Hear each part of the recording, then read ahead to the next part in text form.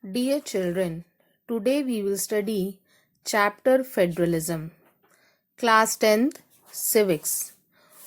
The first thing which comes to our mind before starting this chapter is federalism. What do you understand by the term federalism? Understanding this term, you keep the example of the previous chapter which we have studied.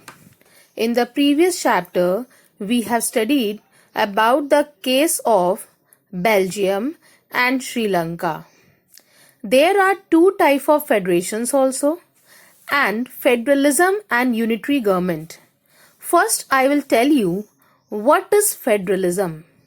Federalism is a system of government. It is a type of governance of a country in which the power is divided between a central authority and various constituent units of the country. Here, the power is divided from a very higher authority, means central government, and to the other form of government. As you can see in the image, we have three-tier system. The power is divided from the central authority to the state and to the local government. This form of power sharing is called federalism. As we have already studied in Belgium, what happened in Belgium? Belgium have adopted a different type of system in which the power was divided from the central authority to the state government, or we can say the regional government, so that people of different ethnic group can live happily in Belgium. I have already discussed in the previous chapter the definition of the term ethnic.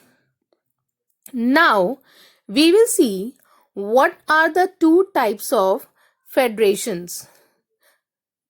Then, before understanding that, a question comes to our mind. How was Belgian government shifted from a unitary to federal form of government?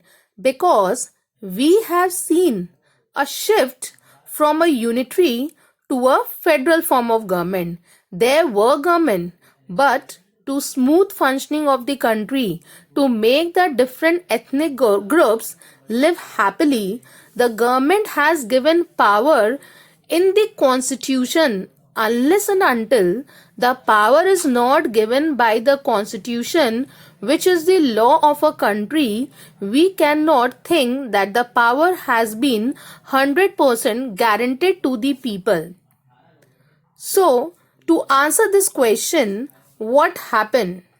We have seen already, to reduce the power of the central government, some power of the central government was given to the regional governments in Belgium.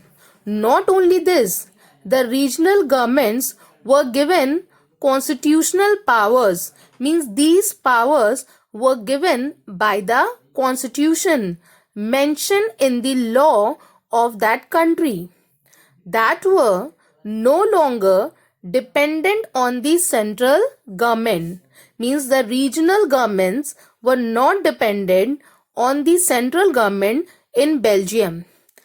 In this way, Belgium shifted itself from a unitary to federal form of government.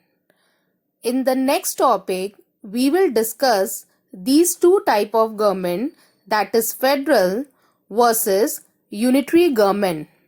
Use these slides to learn the definition of the term federalism. Thank you, children.